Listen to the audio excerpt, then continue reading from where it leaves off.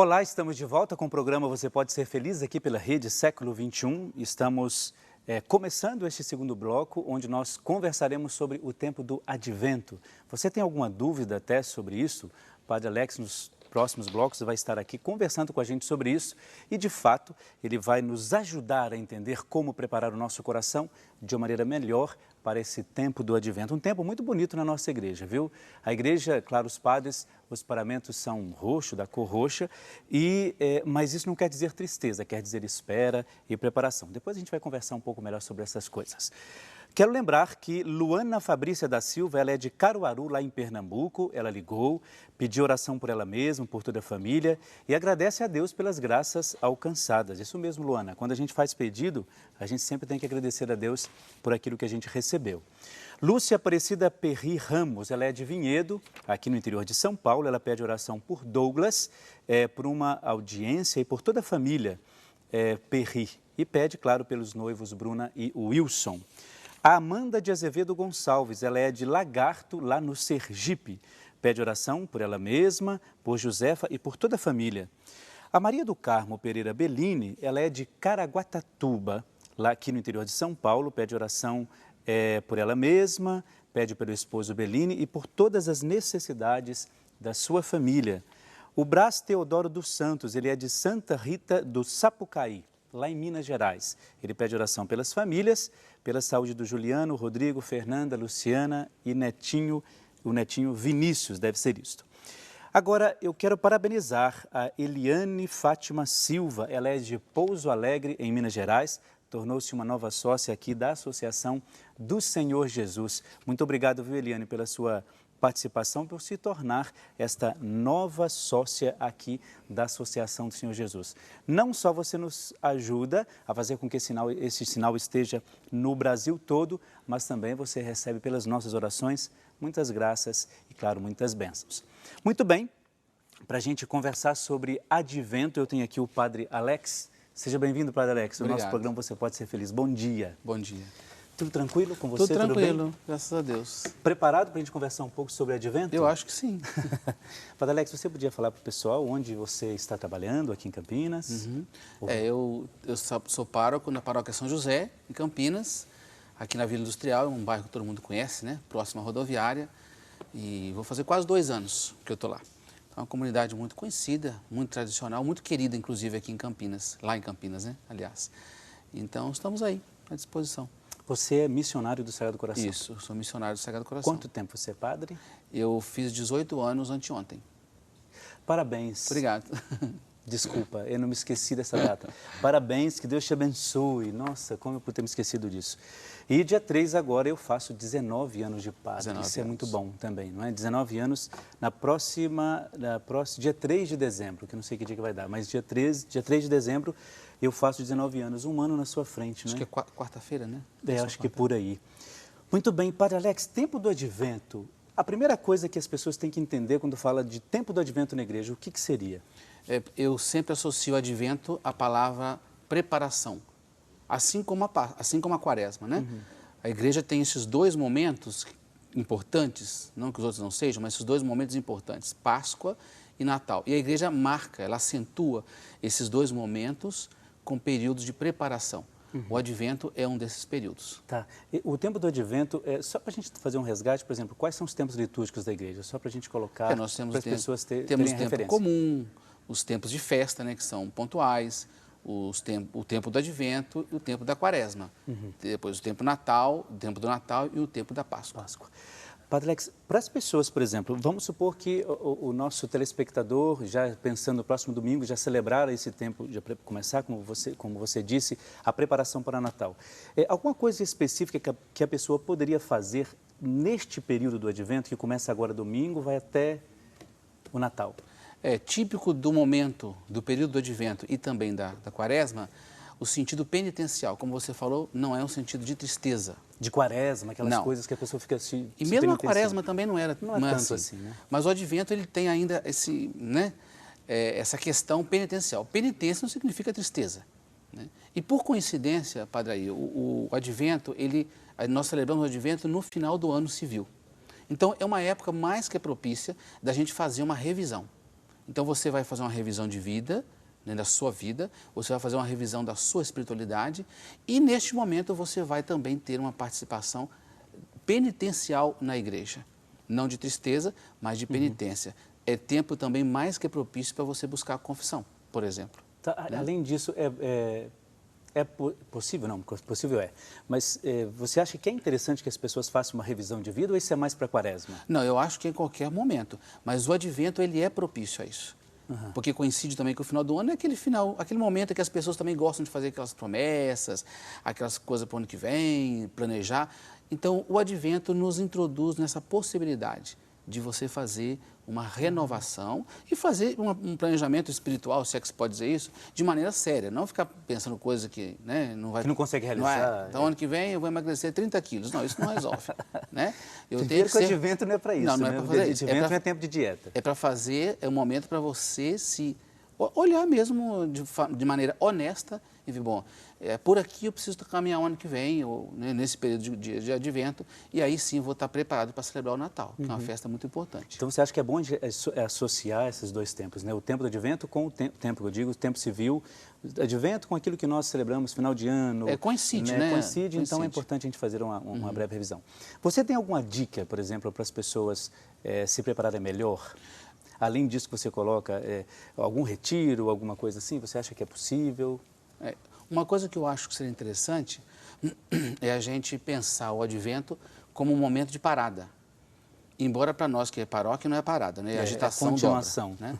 Mas você tem um momento de parada, primeira coisa.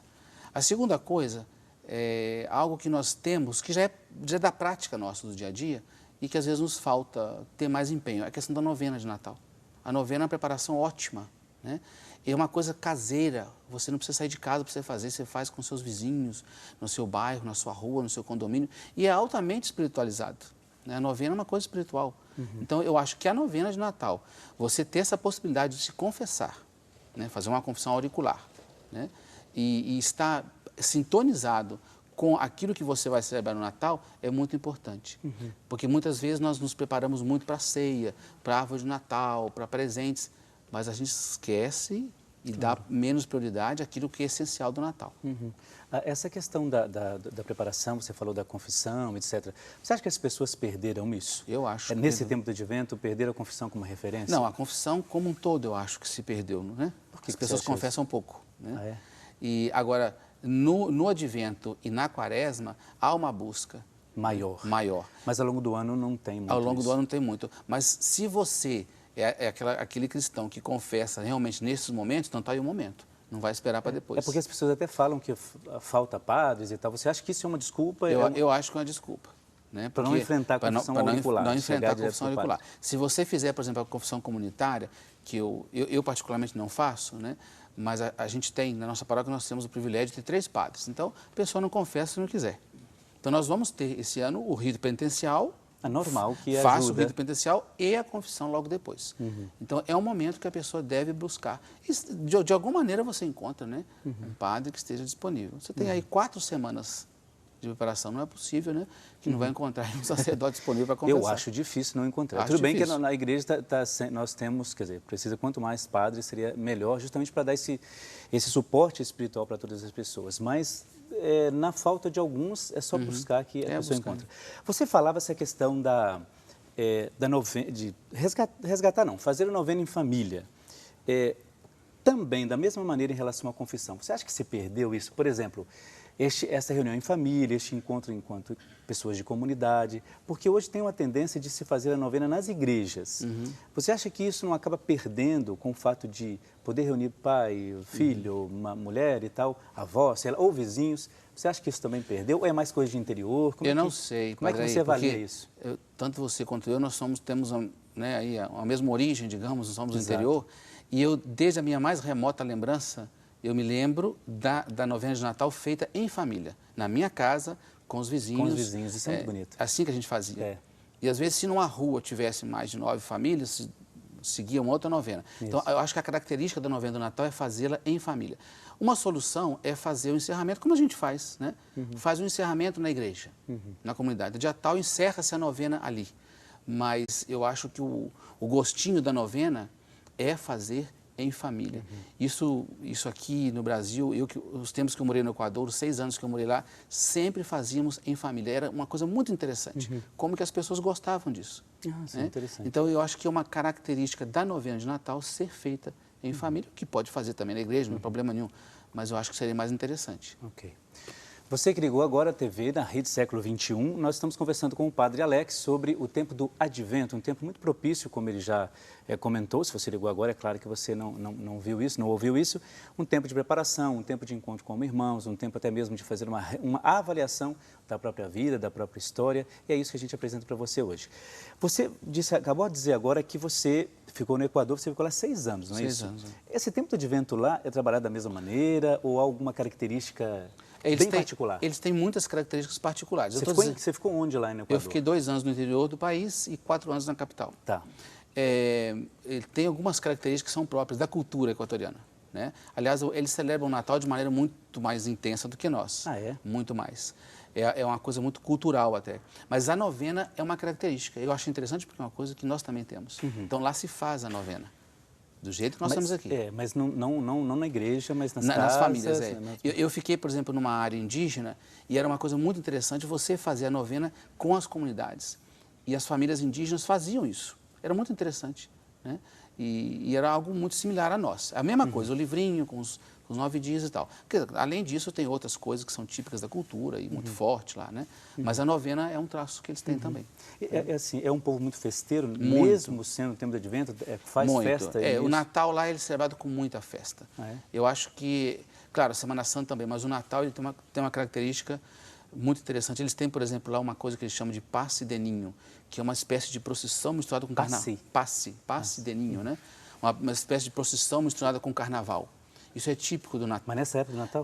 Mas é uma procissão do Menino Jesus. Eles sempre levam o Menino Jesus e fazem uma procissão com grupos folclóricos e tal. Isso se faz nas escolas, nas paróquias, nas cidades, no campo, onde quer que seja.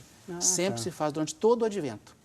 O Advento lá é bem espichado, ele faz o Natal lá... Logo após a Quaresma... O Natal, se bobear, ele chega até a Quaresma. Então tem que controlar um pouquinho lá.